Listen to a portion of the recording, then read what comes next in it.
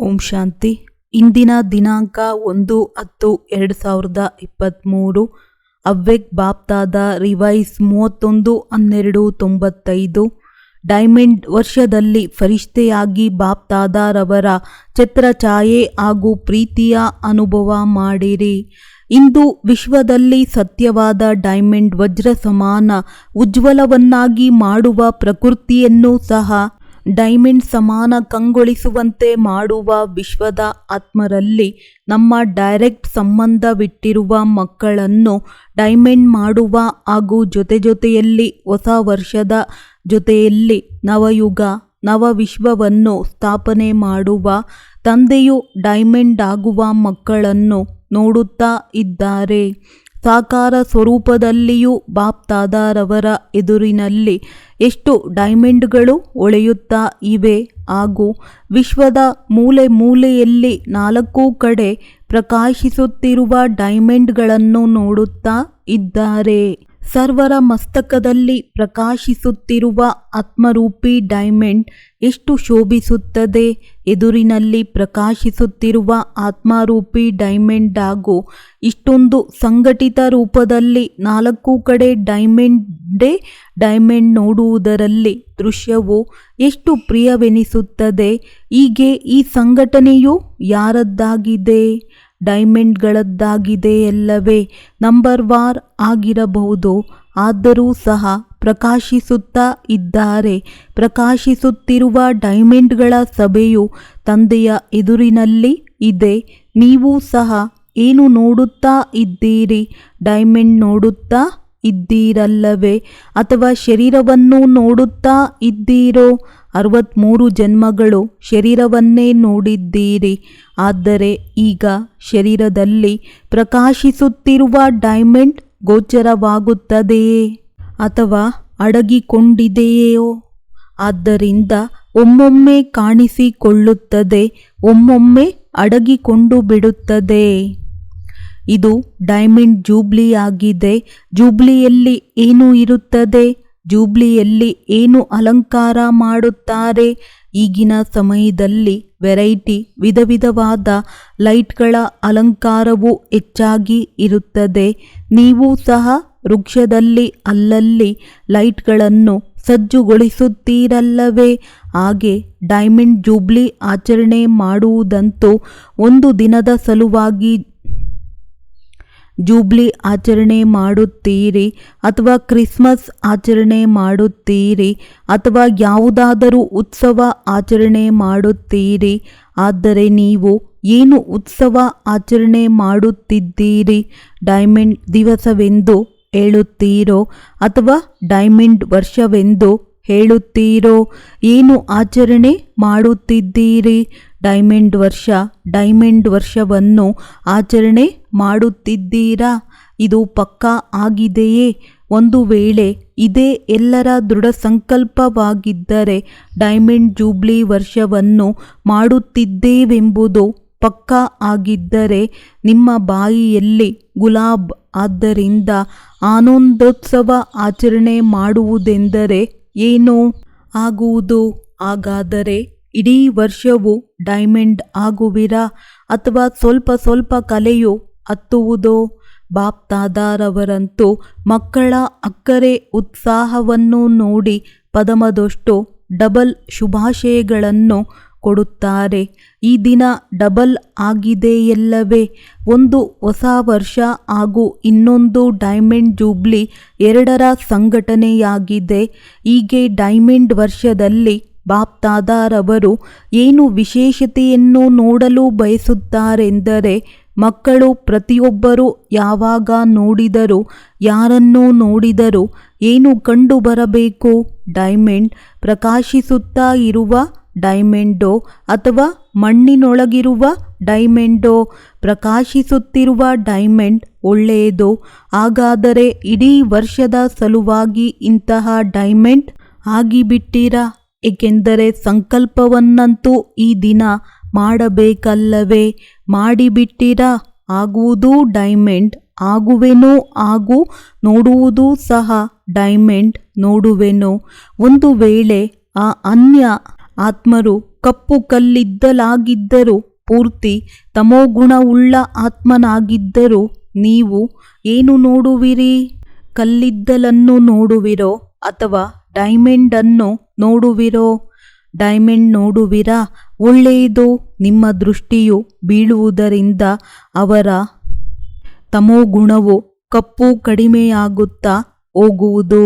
ಹೀಗೆ ಡೈಮಂಡ್ ಜೂಬ್ಲಿಯಲ್ಲಿ ಇದೇ ಸೇವೆ ಮಾಡಬೇಕಲ್ಲವೇ? ಅಮೃತ ವೇಳೆಯಿಂದ ರಾತ್ರಿಯವರೆಗೆ ಎಷ್ಟು ಆತ್ಮರ ಸಂಬಂಧ ಸಂಪರ್ಕದಲ್ಲಿ ಬಂದರೂ ಡೈಮಂಡ್ ಆಗಿ ಡೈಮಂಡನ್ನು ನೋಡಿರಿ. ಇದನ್ನು ಪಕ್ಕಾ ಮಾಡಿಕೊಂಡಿದ್ದೀರಾ? ಅಥವಾ ಡೈಮಂಡ್ ಜೂಬ್ಲಿ ಆಚರಣೆ ಮಾಡುತ್ತೇವೆಂದು ಪ್ರತಿಯೊಂದು ಸ್ಥಳದಲ್ಲಿ ಕೇವಲ 2-3 ಫಂಕ್ಷನ್ ಸಮಾರಂಭ ಮಾಡಿಬಿಟ್ಟು ಡೈಮಂಡ್ ಜೂಬ್ಲಿ ಆಗಿ ಹೋಯಿತೆಂದು ಹೇಳುವಿರೋ? ಅದು ಸರಿಯಲ್ಲ. ಫಂಕ್ಷನ್ ಮಾಡಿರಿ, ಆಮಂತ್ರಣ ನೀಡಿರಿ, ಎಚ್ಚರಗೊಳಿಸಿರಿ. ಇದನ್ನಂತೂ ಮಾಡಲೇಬೇಕು ಹಾಗೂ ಮಾಡುತ್ತಲೂ ಇದ್ದೀರಿ. ಆದರೆ ಕೇವಲ ಫಂಕ್ಷನ್ ಮಾಡುವುದಲ್ಲ, ಈ ಡೈಮಂಡ್ ಜೂಬ್ಲಿಯಲ್ಲಿ ಪ್ರತಿದಿನದ ಫಂಕ್ಷನ್ ಡೈಮಂಡ್ ಆಗಿ ಡೈಮಂಡನ್ನು ನೋಡಿರಿ, ಡೈಮಂಡನ್ನಾಗಿ ಮಾಡಿರಿ. ಇದು ಪ್ರತಿದಿನದ ಫಂಕ್ಷನ್ ಆಗಿದೆ.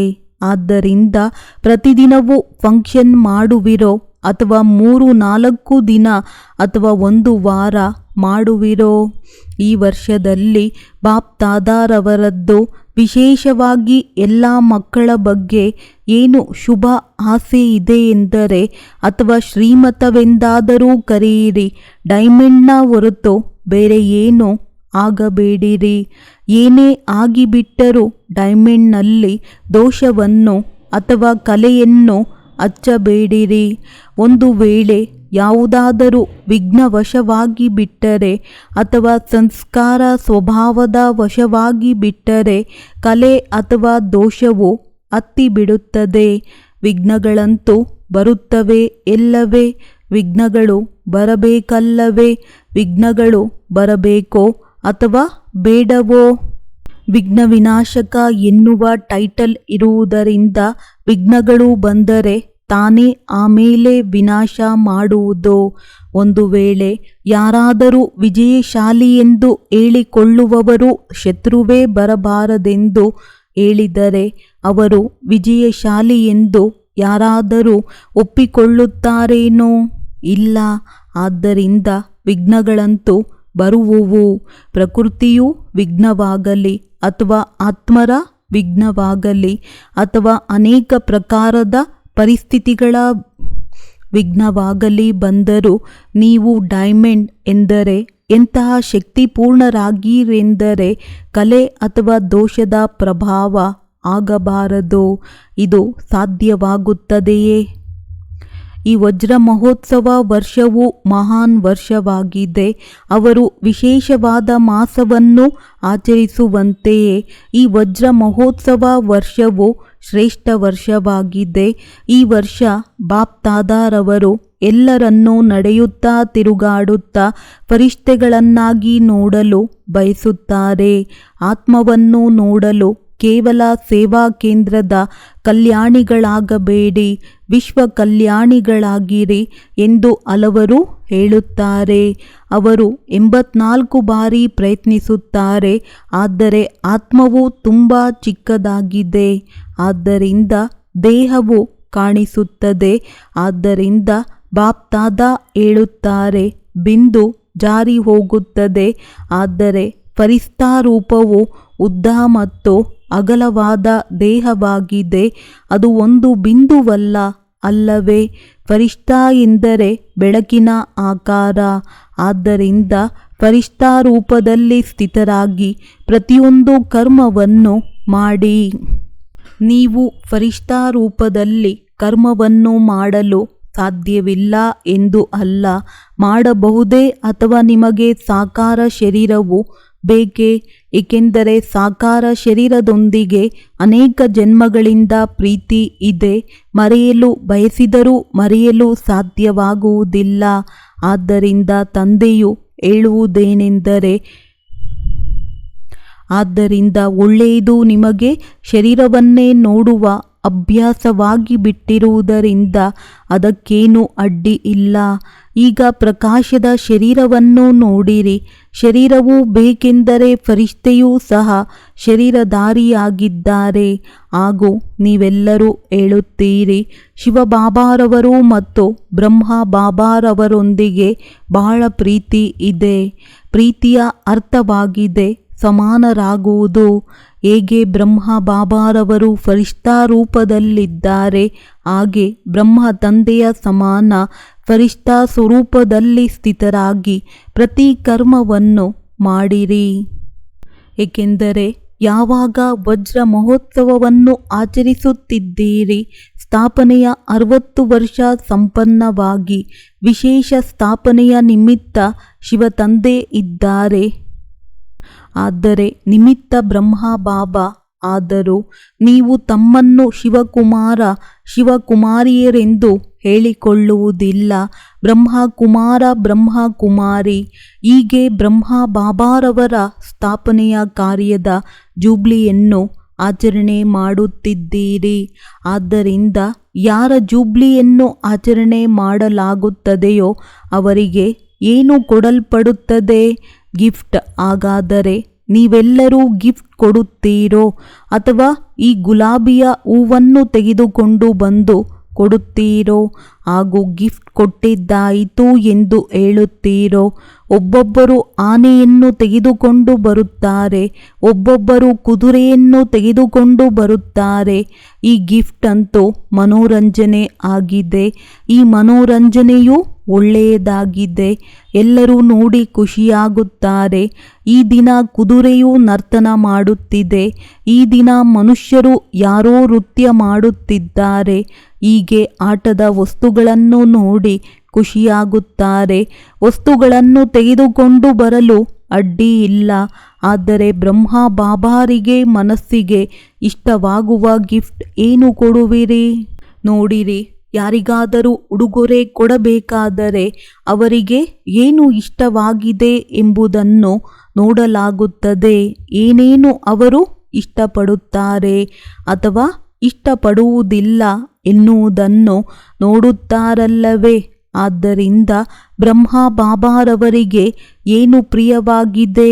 ಯಾವ ಉಡುಗೊರೆ ಮೆಚ್ಚುಗೆಯಾಗುತ್ತದೆ? ತಂದೆಗೆ ಮನಸ್ಸಿಗೆ ಗಿಫ್ಟ್. ಅವರಿಗೆ ಪ್ರಿಯವಾದ ಗಿಫ್ಟ್ ಏನೆಂದರೆ ನಡೆದಾಡುತ್ತಾ ತಿರುಗಾಡುತ್ತಾ ಫರಿಷ್ಠಾ ಸ್ವರೂಪ ಆಗಿರುವುದು. ಫರಿಷ್ಠಾ ಸಮಾನ ಆಗಿಬಿಡಿ.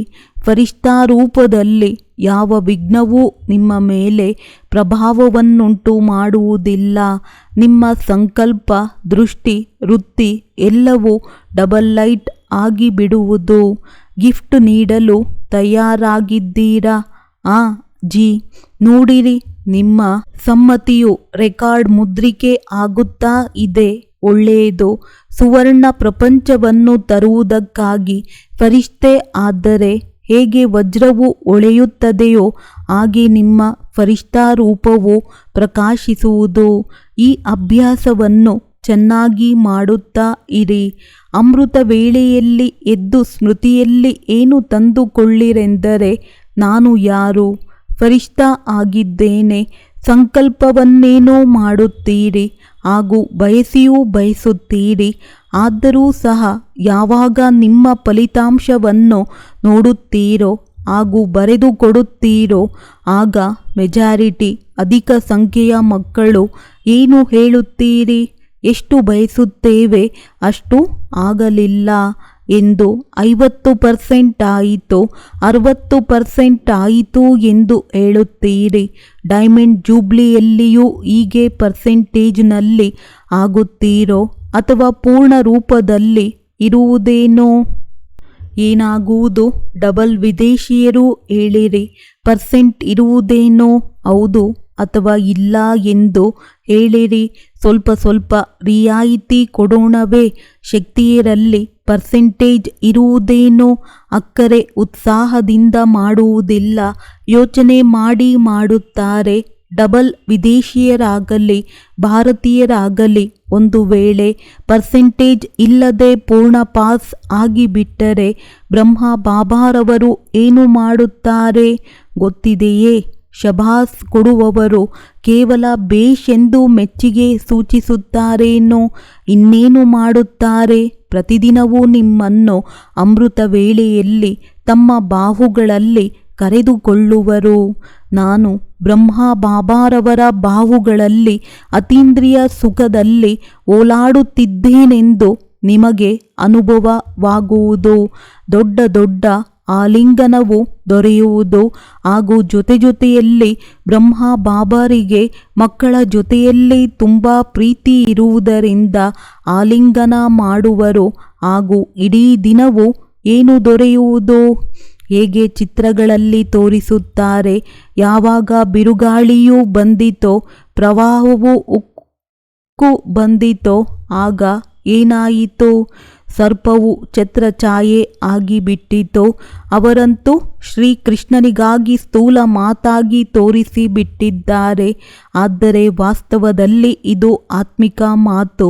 ಯಾರು ಫರಿಷ್ಠೆಗಳಾಗುತ್ತಾರೋ ಅವರ ಎದುರಿನಲ್ಲಿ ಒಂದು ವೇಳೆ ಯಾವುದಾದರೂ ಪರಿಸ್ಥಿತಿಯು ಬಂದರೆ ಅಥವಾ ಯಾವುದಾದರೂ ವಿಘ್ನವೂ ಬಂದರೆ ತಂದೆಯು ಸ್ವಯಂ ನಿಮ್ಮ ಛತ್ರಛಾಯೆ ಆಗಿಬಿಡುತ್ತಾರೆ. ಇದನ್ನು ಮಾಡಿ ನೋಡಿರಿ. ಬಾಪ್ ದಾದಾರವರು ಸುಮ್ಮನೆ ಹೇಳುವುದಿಲ್ಲ. ಒಳ್ಳೆಯದು. ಯಾವ ಮಕ್ಕಳ ಡೈಮಂಡ್ ಜೂಬ್ಲಿ ಆಗಿದೆಯೋ ಅವರು ಕೈ ಎತ್ತಿರಿ.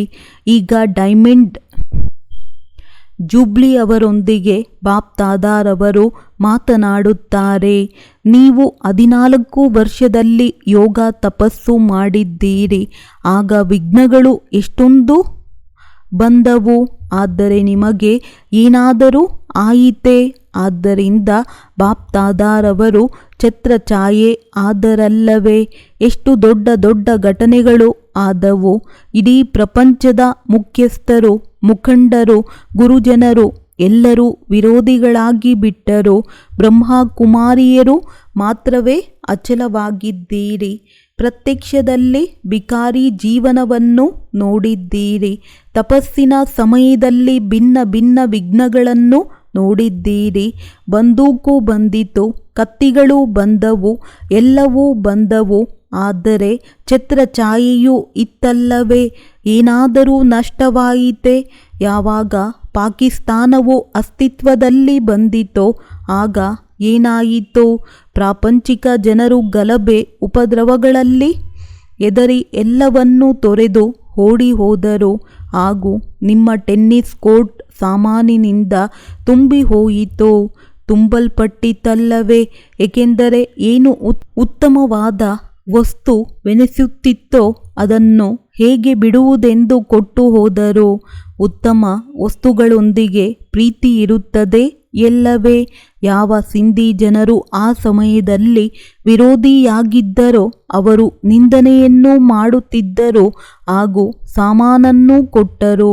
ಏನು ಉತ್ಕೃಷ್ಟವಾದ ವಸ್ತುಗಳಿದ್ದವೋ ಅವುಗಳನ್ನು ಕೈ ಜೋಡಿಸಿ ನೀವೇ ಉಪಯೋಗಿಸಿರೆಂದು ಹೇಳಿಕೊಟ್ಟು ಹೋದರು. ಪ್ರಪಂಚದ ಜನರಿಗೆ ಉಪದ್ರವವಿತ್ತು ಹಾಗೂ ಬ್ರಹ್ಮಕುಮಾರಿಯರಿಗೆ 5 ರೂಪಾಯಿಗೆ ಎತ್ತಿನ ಬಂಡಿ ತುಂಬ ತರಕಾರಿ ಇತ್ತು. 5 ರೂಪಾಯಿಯಲ್ಲಿ ತರಕಾರಿಯೂ ದೊರೆಯಿತು. ನೀವು ಎಷ್ಟು ಮೋಜಿನಿಂದ ತರಕಾರಿಯನ್ನು ತಿನ್ನುತ್ತಿದ್ದೀರಿ. ಪ್ರಪಂಚದ ಜನರು ಭಯಪಡುತ್ತಿದ್ದರು ಹಾಗೂ ನೀವು ನರ್ತನ ಮಾಡುತ್ತಾ ಇದ್ದೀರಿ. ಹೀಗೆ ಪ್ರತ್ಯಕ್ಷ ಜೀವನದಲ್ಲಿ ಬ್ರಹ್ಮ ಬಾಬಾ, ಶಿವಬಾಬಾ ಇಬ್ಬರೂ ಛತ್ರಛಾಯೆಯಾಗಿ ಎಷ್ಟು ಸುರಕ್ಷಿತವಾಗಿ ಸ್ಥಾಪನೆಯ ಕಾರ್ಯವನ್ನು ಮಾಡಿದರು. ಹೀಗೆ ಇವರಿಗೆ ಅನುಭವವಿರುವುದರಿಂದ ನೀವು ಅನುಭವ ಮಾಡಲು ಸಾಧ್ಯವಿಲ್ಲವೇ? ಮೊದಲು ತಾವು ಏನು ಬೇಕೋ, ಎಷ್ಟು ಬೇಕೋ ಅಷ್ಟು ಈ ಡೈಮಂಡ್ ವರ್ಷದಲ್ಲಿ ಛತ್ರಛಾಯೆಯ ಹಾಗೂ ಬ್ರಹ್ಮ ಬಾಬರ ಪ್ರೀತಿಯ ವಾಸ್ತವಿಕ ಪ್ರಾಕ್ಟಿಕಲ್ ಅನುಭವವನ್ನು ನೀವು ಮಾಡಬಹುದು. ಇದು ಈ ವರ್ಷಕ್ಕೆ ವರದಾನ ಅರ್ಥಾತ್ ಸಹಜವಾದ ಪ್ರಾಪ್ತಿಯಾಗಿದೆ. ಅಧಿಕ ಪುರುಷಾರ್ಥ ಮಾಡುವ ಅವಶ್ಯಕತೆಯುಂಟಾಗುವುದಿಲ್ಲ. ಪುರುಷಾರ್ಥದಿಂದ ದಣಿದು ಹೋಗುತ್ತೀರಲ್ಲವೇ? ಯಾವ ಸಮಯದಲ್ಲಿ ಯಾರಾದರೂ ಪುರುಷಾರ್ಥ ಮಾಡಿ ದಣಿದು ಹೋಗುತ್ತಾರೋ ಆಗ ಬಾಪ್ ದಾದಾರವರು ಅವರ ಚೆಹರೆಯನ್ನು ನೋಡುತ್ತಾರೆ. ಆಗ ತುಂಬ ದಯೆಯೂ ಬರುತ್ತದೆ. ಆದ್ದರಿಂದ ಈಗ ಏನು ಮಾಡುವಿರಿ, ಏನಾಗುವಿರಿ? ಫರಿಷ್ಠಾ ರೂಪದಲ್ಲಿ ನಡೆದಾಡಿರಿ, ತಿರುಗಾಡಿರಿ. ಇದೇ ಡೈಮಂಡ್ ಆಗುವುದಾಗಿದೆ. ಏಕೆಂದರೆ ಯಾವುದು ತುಂಬ ಬೆಲೆ ಬಾಳುವ ಅಮೂಲ್ಯ ವಜ್ರವಿರುತ್ತದೆಯೋ ಅದರ ಚಿಹ್ನೆ ಅಥವಾ ಕುರುಹು ಏನಿರುತ್ತದೆ?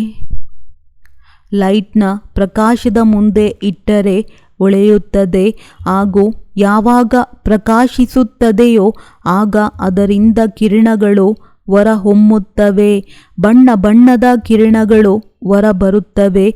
ಭಿನ್ನ ಭಿನ್ನ ವರ್ಣಗಳು ಕಾಣಿಸುತ್ತದೆ. ಯಾವಾಗ ನೀವು ಸತ್ಯ ವಜ್ರವಾಗುವಿರಿ, ಫರಿಷ್ಠೆಯಾಗುವಿರಿ ಅಂದಾಗ ನಿಮ್ಮ ಫರಿಷ್ಠೆ ಸ್ವರೂಪದಿಂದ ಈ ಅಷ್ಟಶಕ್ತಿಗಳು ಕಾಣಿಸುವವು.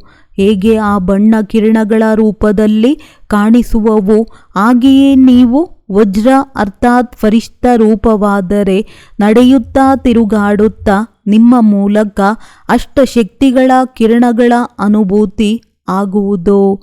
ಒಬ್ಬೊಬ್ಬರಿಗೆ ನಿಮ್ಮಿಂದ ಸಹನಾ ಶಕ್ತಿಯ ಫೀಲಿಂಗ್ ಭಾವನೆಯೂ ಬರುತ್ತದೆ. ಒಬ್ಬೊಬ್ಬರಿಗೆ ನಿಮ್ಮಿಂದ ನಿರ್ಣಯ ಶಕ್ತಿಯೂ ಬರುತ್ತದೆ. ಒಬ್ಬೊಬ್ಬರಿಂದಲೂ ಯಾವುದಾದರೂ ಶಕ್ತಿಯ ಭಾವನೆಯೂ ಬರುವುದು. ನೀವು ಎಷ್ಟು ಜಾಸ್ತಿ ಅಭ್ಯಾಸ ಮಾಡುತ್ತೀರೋ ಅಷ್ಟು ನಿಮ್ಮ ಮೂಲಕ ಅನ್ಯರಿಗೆ ಅನುಭವವಾಗುವುದು. ನಾಳೆಯಿಂದ ಹೊಸ ವರ್ಷವೂ ಪ್ರಾರಂಭವಾಗುವುದು ಹಾಗೂ ಡೈಮಂಡ್ ಜೂಬ್ಲಿಯು ಪ್ರಾರಂಭವಾಗುವುದರಿಂದ ನಾಳೆಯಿಂದ ಅರ್ಥಾತ್ ಮೊದಲನೆಯ ಮಾಸ ಜನವರಿಯಿಂದ ನೀವು ಫರಿಷ್ಠಾ ರೂಪದಲ್ಲಿರುವುದನ್ನು ಅಭ್ಯಾಸ ಮಾಡಿರಿ ಹಾಗೂ ಎರಡನೆಯ ಮಾಸದಲ್ಲಿ ನಿಮ್ಮ ಅಭ್ಯಾಸವು ಇನ್ನೂ ಅಧಿಕವಾಗುವುದು. ಮೂರನೆಯ ಮಾಸದಲ್ಲಿ ಹಾಗೂ ಎಷ್ಟೆಷ್ಟು ಅಧಿಕವಾಗುತ್ತಾ ಹೋಗುತ್ತದೆಯೋ ಅಷ್ಟಷ್ಟು ನಿಮ್ಮ ಮೂಲಕ ಅನ್ಯರಿಗೆ ಅನುಭವವಾಗುವುದು. ತಿಳಿಯಿತೆ? ಇದು ಬ್ರಹ್ಮ ಬಾಬಾ ಗಿಫ್ಟ್ ಆಗಿದೆ. ಎಲ್ಲರೂ ಕೊಡುವಿರಲ್ಲವೇ ಅಥವಾ ಯಾರೋ ಒಬ್ಬೊಬ್ಬರು ಕೊಡುವಿರೋ? ಒಳ್ಳೆಯದು. ಮಧುಬನದವರು ಸಹ ಗಿಫ್ಟ್ ಕೊಡುವಿರಲ್ಲವೇ? ಮಧುಬನದವರಂತೂ ಆಗಲಿ ಬಾಬಾ ಎಂದು ಹೇಳುವುದರಲ್ಲಿ ಬುದ್ಧಿವಂತರಾಗಿದ್ದಾರೆ. ಜ್ಞಾನ ಸರೋವರದಲ್ಲಿಯೂ ಮುರುಳಿಯನ್ನು ಕೇಳುತ್ತಾ ಇದ್ದಾರೆ. ಜ್ಞಾನ ಸರೋವರದವರು ಫರಿಷ್ಠಾ ಆಗಿಬಿಡುವರು ಹಾಗೂ ಮೇಲೆ ಕುಳಿತುಕೊಂಡು ಅನುವಾದ ಮಾಡುತ್ತಿದ್ದಾರೋ, ಮೈಕ್ನವರು, ಧ್ವನಿವರ್ಧಕದ ವ್ಯವಸ್ಥೆ ಮಾಡುವವರು, ಲೈಟ್ನ ವ್ಯವಸ್ಥೆ ಮಾಡುವವರು ಎಲ್ಲರೂ ಫರಿಷ್ಠಾ ಆಗಬೇಕೋ? ಕಷ್ಟವೆನಿಸುವುದಿಲ್ಲವೇ? 63 ಜನ್ಮಗಳಿಂದ ಈ ಶರೀರದೊಂದಿಗೆ ಪ್ರೀತಿ ಇದೆ. ಆದ್ದರಿಂದ ಕಷ್ಟವಾಗುವುದಿಲ್ಲವೇ? ಯಾರು ದೃಢ ನಿಶ್ಚಯವನ್ನಿಟ್ಟುಕೊಳ್ಳುತ್ತಾರೋ ಅವರ ನಿಶ್ಚಯದ ಫಲವಾದ ವಿಜಯವು ಎಂದು ಕೈತಪ್ಪಿ ಹೋಗುವುದು ಸಾಧ್ಯವಿಲ್ಲ. ಪಂಚತತ್ವಗಳು ಅಥವಾ ಆತ್ಮರು ಎಷ್ಟೇ ಅಡ್ಡಿ ಮಾಡಿದರೂ ಅವರು ಅಡ್ಡಿ ಮಾಡುವರು ಹಾಗೂ ನೀವು ಅಡಗಿಸಿಕೊಳ್ಳುವ ಶಕ್ತಿಯಿಂದ ಆ ವಿರೋಧವನ್ನು ಅಡಗಿಸಿ ಬಿಡುವಿರಿ. ಏಕೆಂದರೆ ದೃಢ ನಿಶ್ಚಯವಿದೆ. ಈ ಸ್ಥಾಪನೆಯ 60 ವರ್ಷಗಳು ಏನು ನಡೆದವೋ ಇದರಲ್ಲಿಯೂ ಸಹ ಕಮಾಲ್ ಆದಿಯಿಂದ ಬ್ರಹ್ಮ ಬಾಬಾ ಹಾಗೂ ಅನನ್ಯ ಮಕ್ಕಳದ್ದು ಇದ್ದಿತು ಎಂದು ನಿಶ್ಚಯದಲ್ಲಿ ಗಡಿಬಿಡಿಯಾಗಲಿಲ್ಲ. ವಿಜಯವೂ ಆಗಿಬಿಟ್ಟಿದೆ ಎನ್ನುವುದೇ ಸದಾ ಬ್ರಹ್ಮ ಬಾಬಾರವರ ನುಡಿಯಾಗಿತ್ತು. ಹೀಗೆ ಈ ದಿನ ವಿಶೇಷವಾಗಿ ಬ್ರಹ್ಮ ಬಾಬಾರವರು ಮಕ್ಕಳೆಲ್ಲರಿಗೂ ವಿಶೇಷ ಶುಭಾಶಯಗಳನ್ನು ಹಾಗೂ ತುಂಬ ಪ್ರೀತಿಯನ್ನು ಕೊಟ್ಟರು. ಮಕ್ಕಳು ಎಷ್ಟೊಂದು ಇದ್ದರೂ 4 ಲಕ್ಷವೇ ಇರಲಿ ಅಥವಾ 14 ಲಕ್ಷವಿರಲಿ, ಬ್ರಹ್ಮ ಬಾಬಾರ ಬಾಹುಗಳು ಎಷ್ಟು ದೊಡ್ಡವಾಗಿವೆ ಎಂದರೆ 14 ಲಕ್ಷ ಮಕ್ಕಳಿದ್ದರೂ ಒಟ್ಟಿಗೆ ಭುಜಗಳಲ್ಲಿ ಅಡಗಿಸಿಕೊಳ್ಳಬಹುದು. ಆದ್ದರಿಂದ ಪರಮಾತ್ಮನ ವಿರಾಟ ರೂಪವನ್ನು ಭಕ್ತಿ ಮಾರ್ಗದಲ್ಲಿ ತೋರಿಸುತ್ತಾರೆ. ಅದರಲ್ಲಿ ಎಲ್ಲರೂ ಅಡಕವಾಗಿದ್ದಾರೆ. ಹೀಗೆ ನೀವೆಲ್ಲರೂ ಬ್ರಹ್ಮ ಬಾಬಾರವರ ಭುಜಗಳಲ್ಲಿ ತುಂಬಿಕೊಂಡಿದ್ದೀರಿ. ಏನಾದರೂ ಆಗಲಿ, ಆದರೆ ಹೇಗೆ ಸಣ್ಣ ಮಗುವು ಏನು ಮಾಡುತ್ತದೆ? ಒಂದು ವೇಳೆ ಅದಕ್ಕೆ ಯಾರಾದರೂ ಏನಾದರೂ ಅಂದರೆ ಅಥವಾ ಏನಾದರೂ ಆದರೆ ಏನು ಮಾಡುತ್ತದೆ? ಬಂದು ತಾಯಿಯ ಅಥವಾ ತಂದೆಯ ಬಾಹುಗಳಲ್ಲಿ ಅಡಗಿಕೊಳ್ಳುತ್ತದೆ. ಹೀಗೆ ಮಾಡುತ್ತದೆ ಎಲ್ಲವೇ? ಹಾಗೆಯೇ ನೀವು ಸಹ ಮಾಡಿರಿ. ಮಕ್ಕಳಾಗಿದ್ದೀರಲ್ಲವೇ? ಅಥವಾ ಈಗ ದೊಡ್ಡವರಾಗಿ ಬಿಟ್ಟಿದ್ದೀರೋ?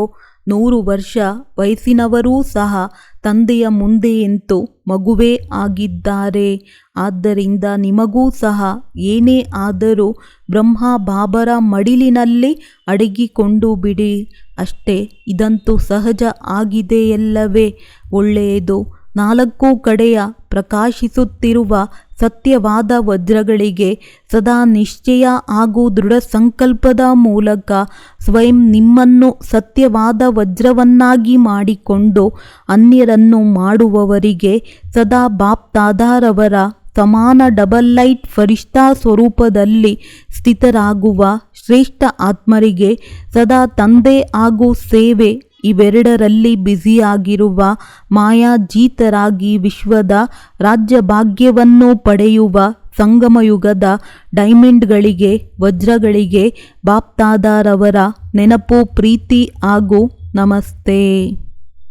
ವರದಾನ: ಸದಾ ಸುರಕ್ಷತೆಯ ಸ್ಥಾನದಲ್ಲಿರುತ್ತಾ ನಿರ್ಭಯ ಮತ್ತು ನಿಶ್ಚಿಂತವಾಗಿರುವಂತಹ ಬಾಪ್ ದಾದಾರವರ ಹೃದಯ ಸಿಂಹಾಸನಾಧಿಕಾರಿ ಭವ. ಬಾಪ್ ದಾದಾರವರ ಹೃದಯ ಸಿಂಹಾಸನ ಸರ್ವಶ್ರೇಷ್ಠ ಸ್ಥಾನವಾಗಿದೆ. ಯಾರು ಸದಾ ತಂದೆಯ ಹೃದಯ ಸಿಂಹಾಸನಧಾರಿಯಾಗಿರುತ್ತಾರೆ ಅವರು ಸುರಕ್ಷಿತರಾಗಿರುತ್ತಾರೆ. ಮಾಯೆ ಅವರ ಬಳಿ ಬರಲು ಸಾಧ್ಯವೇ ಇಲ್ಲ. ಇಂತಹ ಹೃದಯ ಸಿಂಹಾಸನಧಾರಿ ಆತ್ಮ ನಿರ್ಭಯರಾಗಿರುತ್ತಾರೆ, ನಿಶ್ಚಿಂತರಾಗಿರುತ್ತಾರೆ. ಈ ನಿಶ್ಚಿಂತತೆ ಅಟಲವಾಗಿದೆ. ಆದ್ದರಿಂದ ಹೃದಯ ಸಿಂಹಾಸನದ ಮೇಲೆ ಕುಳಿತು ಬಿಡಿ. ಇದೇ ನಶೆಯಲ್ಲಿರಿ. ಈಗ ನಾನು ಬಾಪ್ ದಾದಾರವರ ಹೃದಯ ಸಿಂಹಾಸನಾಧಿಕಾರಿ ಆಗಿದ್ದೇನೆ ಮತ್ತು ಅನೇಕ ಜನ್ಮ ರಾಜ ಸಿಂಹಾಸನಾಧಿಕಾರಿಯಾಗುವೆನು. ಈ ಆತ್ಮೀಯ ನಶೆಯಲ್ಲಿರುವುದರಿಂದ ದುಃಖದ ಅಲೆ ಬರಲು ಸಾಧ್ಯವಿಲ್ಲ. ಸ್ಲೋಗನ್: ಬುದ್ಧಿಯಲ್ಲಿ ಯಾವುದೇ ಪ್ರಕಾರದ ಹೊರೆ ಇರಬಾರದು. ಆಗ ಹೇಳಲಾಗುವುದು ಡಬಲ್ ಲೈಟ್ ಫರಿಷ್ಠಾ. ಒಳ್ಳೆಯದು. ಓಂ ಶಾಂತಿ.